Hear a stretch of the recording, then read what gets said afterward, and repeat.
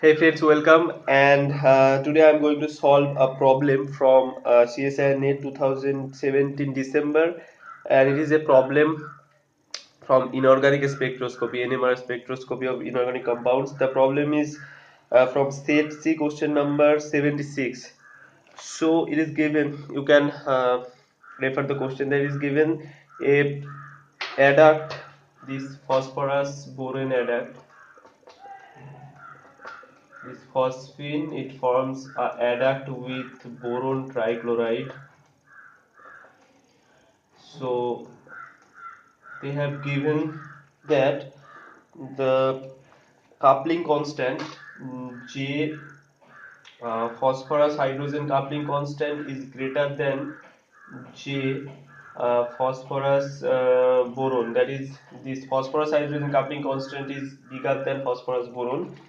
And it is also given that I for boron, we know that I for boron is 3 by 2, and that for hydrogen and phosphorus is half. So now you have they have given these four options, so which will be the correct spectra.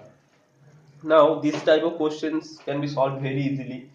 So this information is given that please suppose that you know the basic concept of coupling and the NMR spectra, and I am now proceeding to solve the question. So before solving the question, one important announcement is that I already told you that I created a Facebook page. You can go to the Facebook page by just write go to the Facebook and write @lover came. You can write it, or I will put the link in the description section. You can go to the page. So there I upload good notes on tautomerism. There are lots of examples. All the examples are covered in these notes.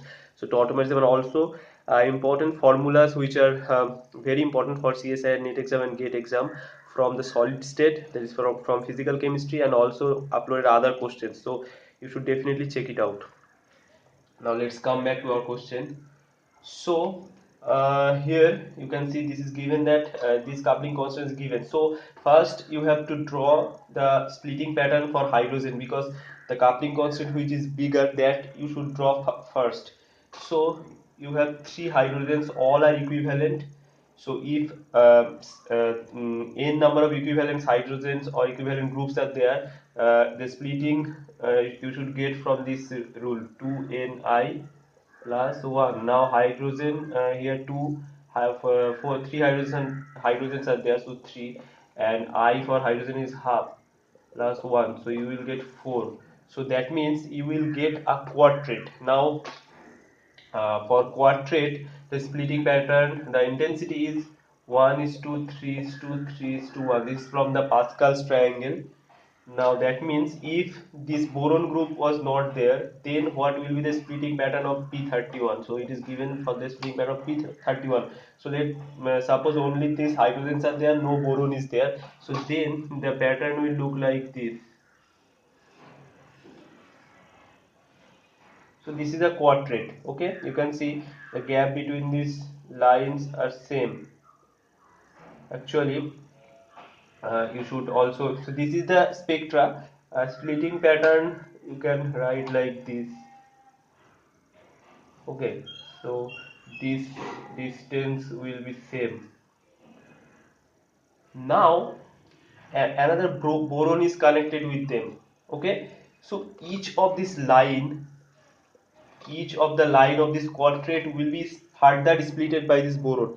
Now what will be that splitting pattern? So in this case you should apply the same rule 2ni, but in this case n equal to 1, because only one boron is there. So sorry, 2ni plus 1, and I for boron is 3 by 2, so it is 3 by 2 plus 1, so you will get 3 into 1 equal to 3 plus 1 equal to 4. So in this case you will also get 4 line, but this is not this is quadrate, but in this case the splitting the intensity of the lines will not be 1 is to 3 is to 3 is to 1, because in this case only one boron is there, and all each hydrogen is splitted by that boron. So in this case if the boron split this, all the intensities will be same. Okay, so all the intensity will be 1 is to 1 is to 1 is to 1. So in this case, this 1:3:3:1, this Pascal's triangle will not be applied. So now when each of these lines are split into 4 lines, that intensity of these 4 lines will be same. So how the spectra will look like? Now the spectra will look like this. So here the first line will split into 4 lines. This the second line will split into 4 lines. So you can represent it like this. So 4 lines, just you have to draw this.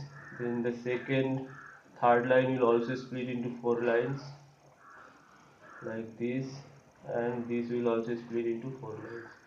So this is how the spectra will look like after it couples with the boron.